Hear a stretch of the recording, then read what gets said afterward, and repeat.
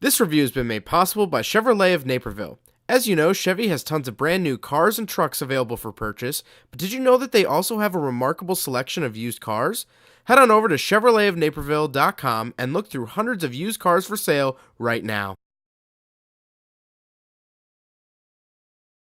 Alright, what's up guys? My name is Zach and today I am driving a 2015 Tesla Model S 70D.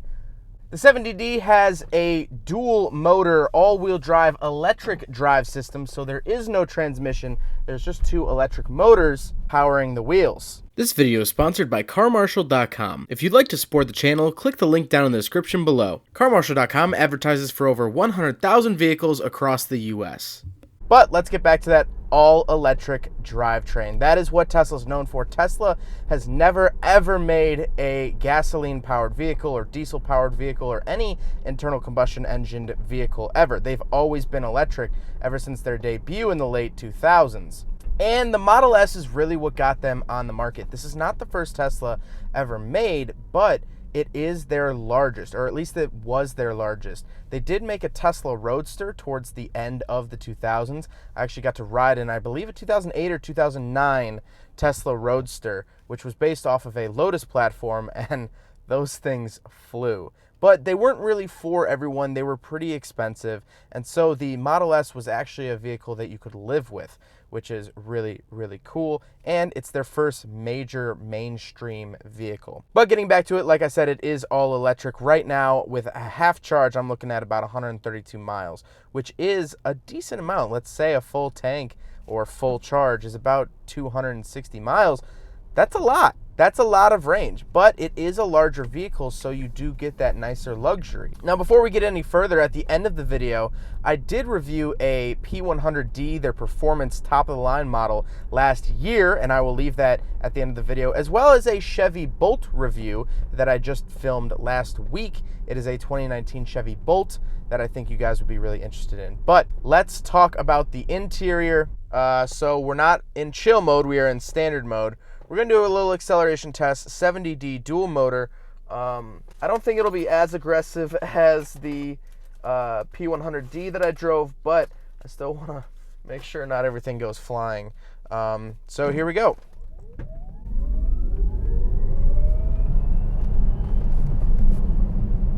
And that was 55. It definitely is not slow. It's definitely not a slow car at all. I mean, it really is impressively fast. Again, it's an electric car, and it's a weird sensation because it doesn't shift. It just goes forward. It's so weird. Coming from a petrol head, coming from a gearhead, a guy that I love revving it to 8 grand and then dumping the clutch and shifting, it's definitely a weird sensation. It's something I'm not very used to.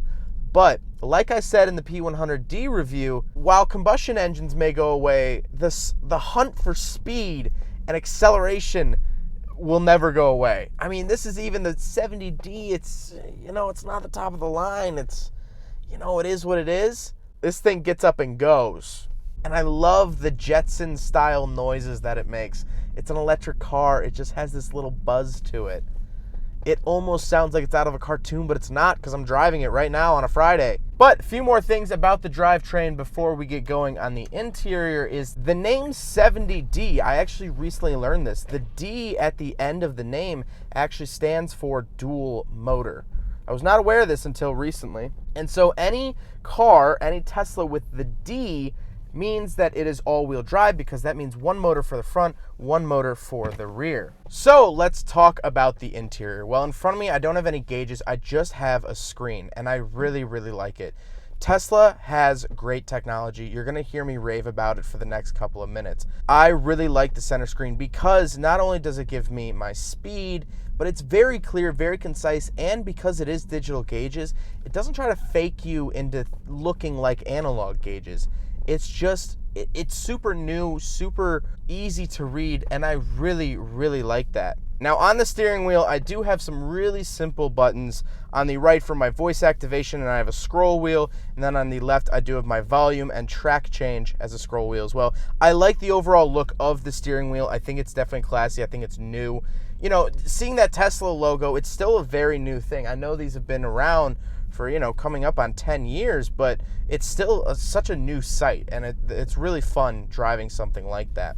To the left, I actually don't have anything, but on the door, I do have my window switches, which look like Chevy window switches. Maybe Chrysler window switch. They look like they're out of a different vehicle. I can't quite put my thumb on what, but it definitely looks like a parts bin part out of another vehicle, which is totally fine.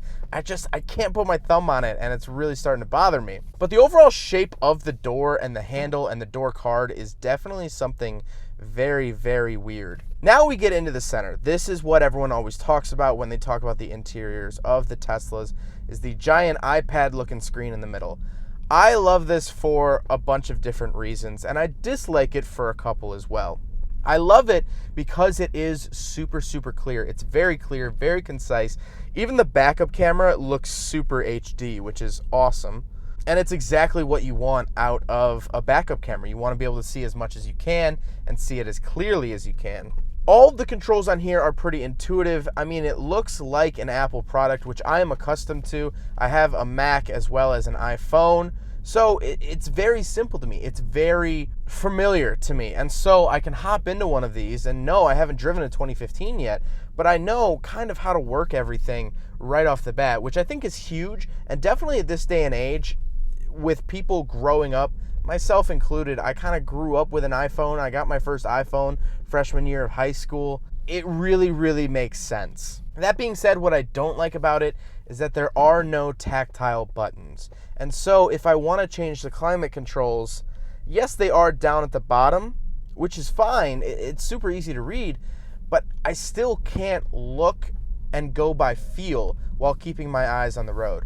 Then again, these cars were offered with autopilot, and I was trying to get autopilot to work here on the test track, but it's so small, and I'm only going 15 miles an hour. The car keeps wanting to do 42, and I'm not sure how to change that. It's trying to hit the speed limit for that road, and so until I perfect that, we're not going to be sitting here in autopilot. But I guess you do have autopilot, so if you wanted to change climate controls, you can sort of spend a little bit more time looking at the screen. Okay, fair. But overall, I really, really like this center screen. A couple things. We can go up here to quick controls. We have the exterior lights, fog lights, fold in the mirrors, lock and unlock, and the sunroof, which I like just has 2 buttons for open and vent. So just hit that. We vent it, close that. And then we can hit open as well, which it's only going to open it up 75%. At least that's what it says on the screen, which is really, really nice. I mean, it's a giant, giant sunroof. Normally I don't talk about the sunroof till later, but since we just opened it, I love that it's the whole roof. I think it's sleek. I think it's modern, and that's really, really cool. We'll close that up for now. Then we can come down to lights. Obviously, I have all my light settings. I have ambient lights, which I can turn on and off. Driving, we have 2 different modes for the 70D. We have chill and standard. This does not have the ludicrous mode, the mode that everyone always raves about. It doesn't actually have that. But I can put my steering into comfort, standard, or sport, and then regenerative braking on standard or low. And then a couple other interesting things like creep, slip start, or range mode. Creep is when you let off the brake, the car will start to creep forward like a gasoline car. Electric cars don't do that right off the bat, so you could turn that back on so the car feels more natural to you. Slip start, that is if your vehicle is stuck in snow or mud. And then range mode, which will just save energy. Essentially, it's eco mode. Then we have our autopilot settings, vehicle settings. So there's tons and tons of presets in here. Display settings, my trips, navigation, safety, service, and software, all within the infotainment center. And then, of course, I have my radio options, stuff like that. This thing is just packed full of cool stuff that I could literally just sit here and play with this thing all day. So getting away from the screen, of course, there's a lot to talk about there, but getting away from it, we'll talk about the center console is a little far back. I wish there was a little bit far forward. I have this giant empty space. I wish it moved forward just a little bit. But I do have a center console, 2 cup holders, and then the seats. The seats are comfortable. I really like the seats. I like these a lot better than the P100D that I drove because the P100D had the white interior. And I like white interiors. I think they look great. I think they look space-agey and all that. But one pair of brand new jeans is going to ruin that front seat. I mean, just give it time. Give it 2-3 years. White interiors do not hold up. They just don't. And so I like this black and tan interior. I'm normally not a fan of mixed interiors, but I really, really like it. I like this sort of suede looking headliner. I like all of this stuff. I think it's a really good looking interior, and the seats definitely match that. But speaking of seats, we do have back seats, so let's do a back seat review. So we're in the back of the 2015 Tesla Model S 70D. Headroom is not actually as much as I thought it was going to be. I barely don't touch this sunroof. But that being said, I don't actually touch the ceiling. So, and I'm 5'11"-ish. So, that being said, it's a nice back seat. I don't actually get a center console. I actually don't really get any amenities. Besides, I get some air vents down here and, of course, my power windows. But that really being said, it's not a bad back seat. Legroom is nice. Headroom is a little meh, but, I mean, that's something I could live with. Definitely a nice back seat. And I really don't have any complaints. Besides, I just heard the handles suck in on the outside, and it kind of scared me. Now we got to talk about the looks. This is the pre-redesigned version of the Model S. So it does have that big black grille in the front. It looks more like a car. The newer ones sort of have a snout. They don't have that front black grille, and so they look more space-agey. But that being said, I don't think that this is a bad-looking vehicle. The tail looks essentially the same as the newer model. I think it's a good-looking car. I think it's definitely something space-agey. It definitely looks cool. It looks nice. And I'm happy with it. Even in the black color, you know, it's not a flashy color. It's a classy car that I would compare to other luxury cars. Now, overall, I was really excited to do this review because I have driven, like I keep saying, I'm not trying to showboat, but I have driven the P100D, the top of the line. That sticker price on that vehicle was $148,000. $148,000. And so I was interested to see what it's like to drive a lower class one more for average people, a Tesla that is more affordable. And honestly, I'm still blown away by this thing. It's still really luxurious. It's still comfortable. And the thing that I love about Teslas is that they've broken away from being a regular car to a piece of technology. This is like your cell phone. It is like the newer cameras where there's software updates. And so the actual manufacturer's making the car better. It changes, it updates. It's something new and interesting. And no, this car is not the brand new one. This is a 2015, so it's 4 years old at this point. But I still feel like I'm on the absolute cutting edge of technology. And I think the most interesting thing about that is that Tesla actually got it right.